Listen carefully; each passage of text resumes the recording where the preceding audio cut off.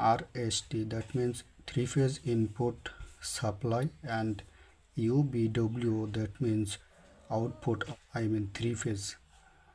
Only 3-phase motor. If you want to control, you can use the 3-phase VFD. So if you want to test through digital multimeter, your meter should keep in diode mode. If you want to see this, so try with me how to measure these kinds of VFD, any kinds of VFD or brand of VFD in this world. So let's start. First of all, you have to know two probe of digital multimeter, and number 1 is anode, number 2 is cathode, that means black type. So first of all, we keep anode probe of the digital multimeter respected to the negative point of the VFD, N point, negative point of the VFD, and you should keep the negative probe of the meter S point of the VFD, U phase.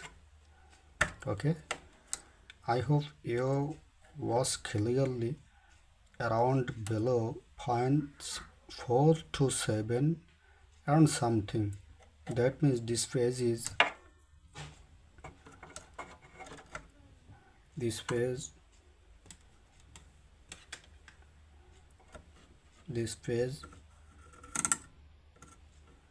yes, the below exactly the not up down 0.4 to 7, and B phase, if you want to measure, catch this way, yes, 4 to 7 point, and W phase is equivalent below showing.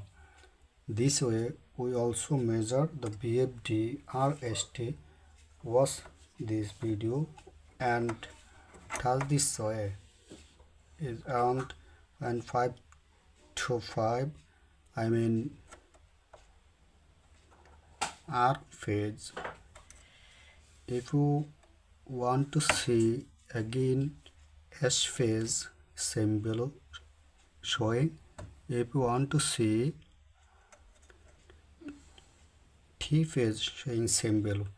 That means regarding equivalent of 3-phase input and output of this VFD is same below. That means VFD regarding respected to negative point is good.